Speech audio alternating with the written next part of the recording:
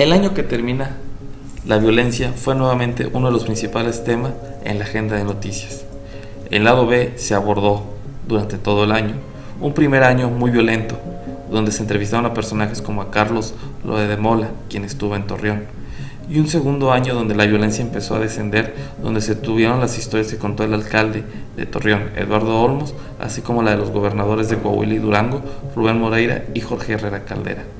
Pero sin duda la violencia en el 2014 seguirá siendo la gran asignatura pendiente. Soy Luis Guillermo Hernández Aranda, esto es Lado B, el otro lado de la noticia.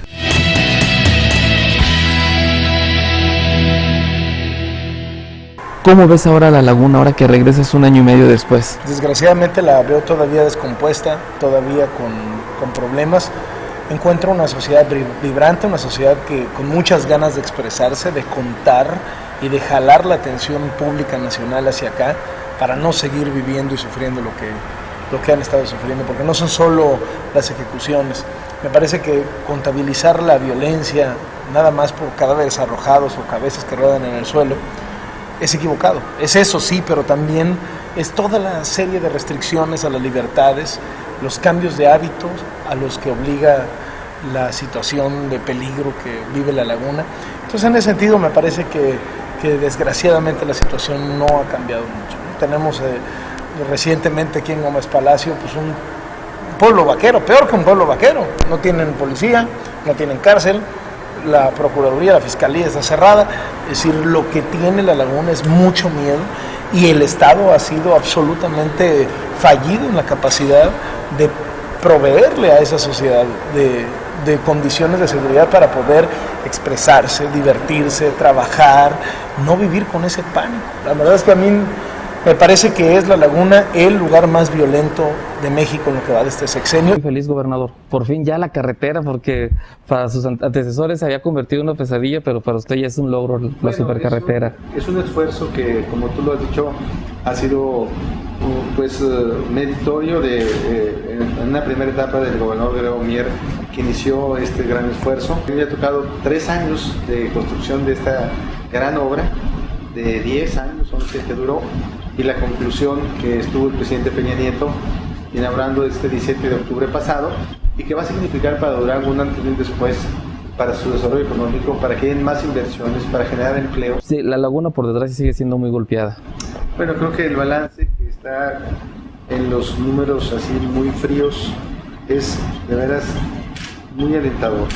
¿Por qué? Porque se ha disminuido fuertemente el número de actos delictivos del fuero federal, y esto pues ha ocasionado, nosotros podemos ver en las familias de Gómez Palacio, de Lerdo, que ya puedan salir en las noches, y creo que esto se ha logrado a partir de varias acciones que hemos realizado, que han sido históricas. Por ejemplo, la de diciembre que cerró el Cerezo. Eso no se había hecho en ningún lado de México, fue el primero que se cerró. ¿Por qué? Pues por el vínculo de la delincuencia organizada, que tenía realmente estaba adueñado del Cerezo. Y venía de un fuerte escándalo, ¿no? La cuestión es que salía de los reos que salían. Y eso es una decisión que se tomó con Peña Nieto. Luego después, el que se despidió al 100% de los policías de Gómez y Lerdo. ¿Por qué?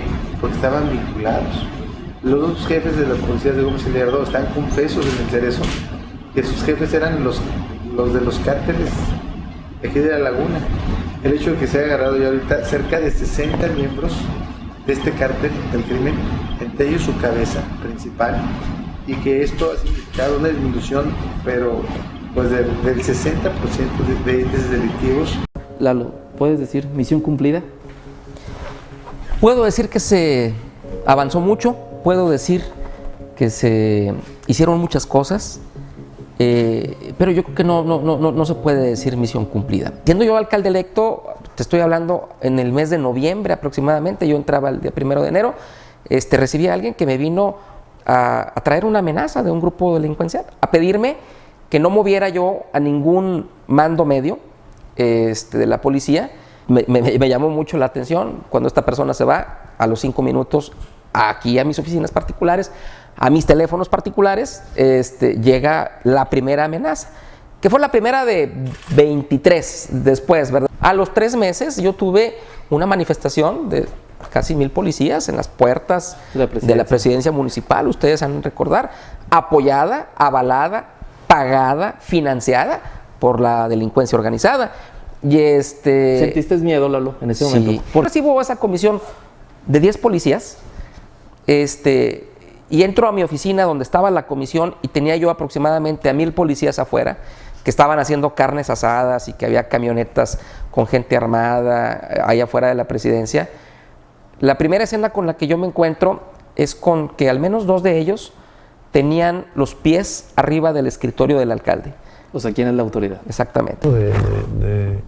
Del inicio del gobierno, me doy cuenta, igual que Eduardo, que por más idea que uno se hacía de las dificultades, por más que le habían comentado el tema de la inseguridad, por más que veía indicadores, eso era superado por la realidad.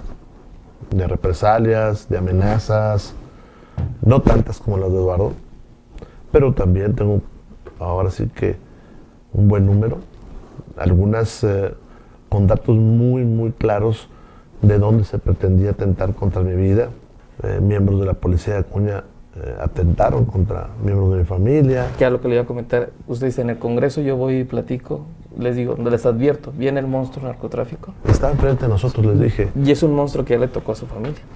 Pues sí, fue muy triste. ¿Cómo lo vivió el gobernador? Fueron momentos muy difíciles, como los de tantas personas que los han vivido en nuestro estado. No me gusta hablar mucho de eso porque no quiero que se piense que yo utilizo esa situación con alguna finalidad política. Hoy la violencia va a la baja y vamos recobrando la seguridad en cifras muy contundentes. Va a la baja, pero no estamos a toda madre, gobernador. Rubén Moreira sentarse, ¿sabía el tema de la megadeuda? Porque incluso habla que el Estado prácticamente está quebrado. Bueno, cuando me senté ya lo sabía, porque el gobierno anterior la renegoció. La fortaleza del Estado financiera está mismo en el hecho de las calificaciones que hoy tiene.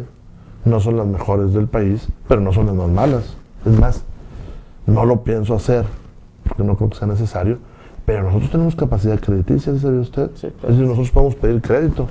Claro que no lo voy a hacer, salvo para renegociar la deuda. Nosotros hoy tenemos, y a números nos podemos ir, la misma inversión que tuvieron gobiernos anteriores, excepto el inmediato a mí. Porque el inmediato me pidió crédito y con eso hizo obra. Gobernador, usted me dice, ellos sabrán, en función de que le apostaron a la No, deuda. ellos sabrán en el tema de por qué se apalancaron Sí, y de su opción al desarrollo así. Pero sin duda, pues le dejaron a ustedes con un corto margen de maniobra, ¿no? En función de las finanzas. Pues no es tan corto, estamos construyendo, digo, a mí me gustaría que no hubiera deuda, digo, eso me gustaría,